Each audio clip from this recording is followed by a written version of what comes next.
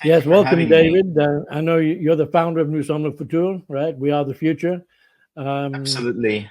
we met several years ago when I was the CEO of McDonough Brongott Design Chemistry, and I think around that time we were creating the Cradle to Cradle product certification program, uh, which took 2 years of my life and a couple of $1 million of other people's money, thankfully, to codify and create this framework for the product certification program, Cradle to Cradle.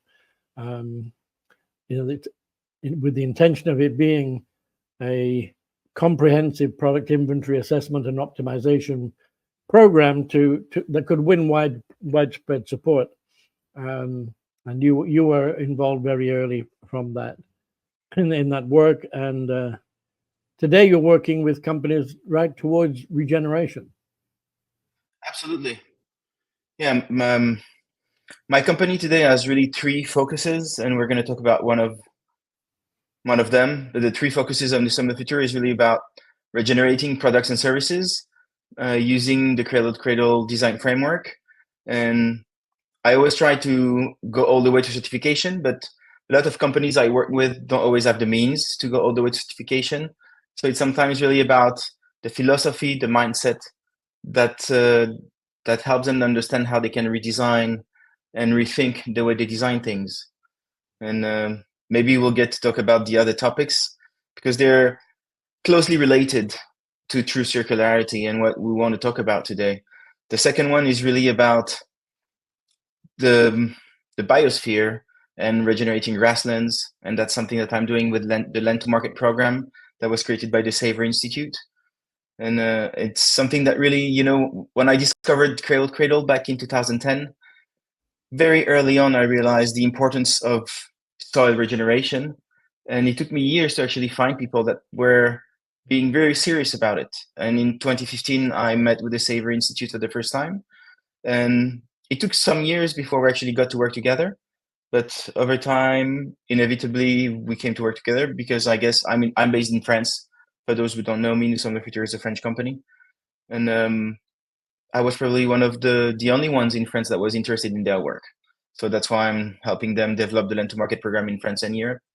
And the third one is really, I think, what we're going to be talking about today is, sorry for my vocabulary, but there's a French Canadian astrophysicist named Herbert Reeves used to talk about the effing human factor and being, the first reason for project failure in human organizations.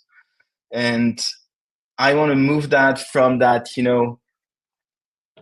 reason of failure, from the effing human factor to the precious human factor, and how creating a culture within companies is really the key to how we can achieve true circularity. One thing that we've talked about and that I've learned from Cradle to Cradle is that reducing the harm we're doing will never be equal to the good that has to be done. And if we truly want to face the ecological challenges that we have to face this generation and all the generations to come, it's really about cultural evolution. And this has to happen within organizations.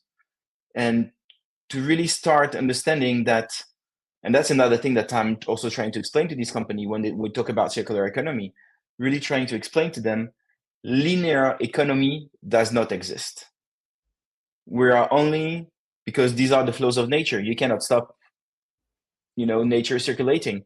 It's just how much bad it is doing right now because it doesn't circulate or because it's leaching toxins in environment and it's polluting our environment, to understanding that how do we move to a positive outcome circular economy that is maximizing beneficial outcomes and creating that culture that goes really beyond ticking boxes.